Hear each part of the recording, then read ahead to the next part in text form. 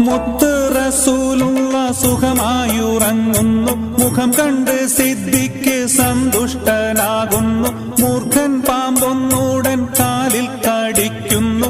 മൂർച്ഛിച്ച വേദന സിദ്ദിഖിലേറുന്നു. നബിയെ ഉണർത്തിയില്ല, സിദ്ദിഖിന്റെ വേദന മാറുന്നില്ല.